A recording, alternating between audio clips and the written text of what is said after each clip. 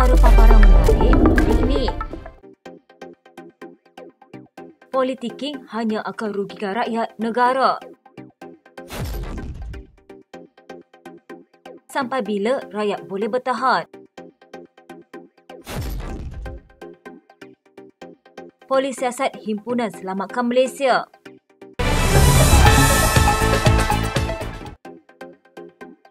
Sikap tidak bertanggungjawab sesetengah pihak yang terus-terusan bermain politik demi kepentingan mereka atau politik hanya akan merugikan rakyat dan negara.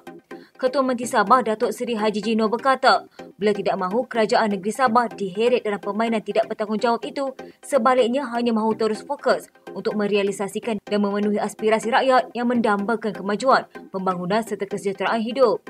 Pengerusi Gabungan Rakyat Sabah itu berkata, kerajaan perpaduan yang ada ketika ini juga berfungsi dengan cukup baik dan berkesan. Justru itu, ia perlu terus didukung sepenuhnya demi kesejahteraan rakyat serta kesinambungan pembangunan ekonomi negara. Katanya sekarang ini adalah masanya untuk bekerja, berkhidmat dan berbakti bagi memenuhi aspirasi rakyat. Kerajaan negeri juga akan sentiasa bersama-sama pimpinan kerajaan persekutuan dalam memperjuang serta membela nasib rakyat demi kemajuan dan kesejahteraan negara ini. Haji Ji berkata Sabah tetap komited untuk terus menyokong kepimpinan kerajaan perpaduan yang diterajui Perdana Menteri Datuk Seri Anwar Ibrahim dan menolak sebarang cubaan untuk mengganggu-gugat pentadbiran negara ketika ini. Katanya penilaian ini kita tegaskan lagi setelah mendengar desas-desus wujudnya langkah Dubai konon untuk menukar kerajaan persekutuan. Kita terus bekerja untuk kemajuan negeri dan kesejahteraan rakyat sehingga pengekerajaan negeri Sabah sekarang berakhir pada September 2025. Keadaan negara sehingga hari ini masih tidak terkawal akibat pelbagai masalah seperti kenaikan harga barang, ketidaktentuan pasaran bagi barangan keperluan harian, antaranya seperti beras, minyak masak, gula dan ayam.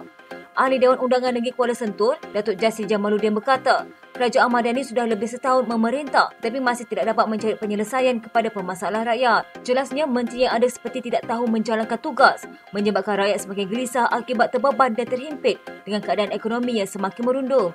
Katanya sampai bilakah penderitaan ini akan berterusan? Langkah kerajaan Madani seperti jualan ramah untuk barang keperluan terpilih nyata tidak memberi apa-apa impak kepada rakyat yang terus terbeban dengan keadaan ekonomi negara masa kini. Daripada melaksanakan penyelesaian jangka pendek seperti jualan murah rahmah, kerajaan harus fokus dengan memberi tumpuan kepada pelaksanaan strategi dan pelan jangka sederhana dan jangka panjang bagi menangani segala masalah rakyat.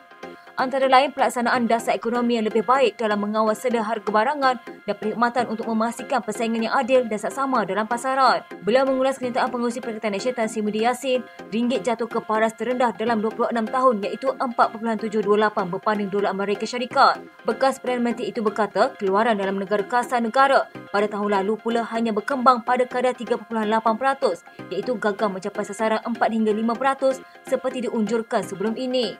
Kemudian berkata beliau tidak nampak Perdana Menteri Datuk Seri Anwar Ibrahim mampu memberikan penyelesaian tuntas kepada permasalahan rakyat yang kian meruncing pada ketika ini kerana dilihat lebih sebut memastikan musuh-musuh politik ditindas. Mengulas lanjut, Jasri yang juga Ketua Parti Pribumi Bersatu Malaysia Bahagian Maran berkata, Perdana Menteri nampaknya begitu gigih mencari kesalahan musuh-musuh politik dan seperti mengabaikan kesusahan rakyat. Katanya sejak beliau mengambil tampuk pemerintahan negara lebih kurang setahun lalu, begitu banyak masa dibazirkan ke arah membalas dendam musuh-musuh politik beliau seperti Tan Sri Muhyiddin, Tan Sri Abdul Hadi Awang dan terbaru Tun Daim Zainuddin dan Tun Mahathir Mohamad. Tidak nampak tumpuan diberikan untuk mengurus kesejahteraan rakyat dan ekonomi. Seolah-olah jawatan sebagai Perdana Menteri yang diangan-angankan sejak puluhan tahun dahulu hanya untuk melampiaskan dendam kesumat beliau terhadap pembangkang. Yang pasti ini semua langsung tidak memberi manfaat kepada rakyat dan negara. Sudah-sudahlah berretorik dan berpolitik sepanjang masa. Rakyat masih termangu-mangu dan semakin gelisah menanti apakah penyelesaian sebenar kerajaan terhadap masalah sosioekonomi negara. Adakah kerajaan Madani ini hanya sekadar nama yang tidak mempunyai roh? Laporan polis telah dibuat berkenaan penyerahan memorandum Himpunan Selamatkan Rakyat di pintu 2 Istana Negara pada Selasa. Ketua Polis Daerah Brickfields, Asisten Komisioner Almi Hizam Abdul Syukur berkata, pihaknya telah menerima maklumat berkaitan perhimpunan itu pada jam 10 pagi. Katanya penyerahan memorandum rakyat itu telah diserahkan oleh 4 individu kepada Ketua Komunikasi Korporat Istana Negara. Amin Hizam berkata pihaknya mendapati terdapat kira-kira 700 orang daripada penyokong PAS, Pertubuhan Badan Bukan Kerajaan dan orang awam berkumpul dalam perhimpunan tersebut.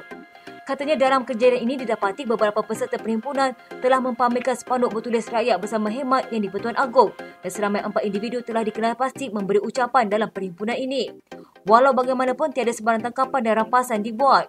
Beliau berkata perhimpunan tersebut diadakan tanpa sebarang notis atau pemakluman tertulis. Katanya satu laporan polis telah dibuat dan kes disiasat di bawah Seksyen 9-5 Akta Perhimpunan Aman 2012 Pemberitahuan Perhimpunan.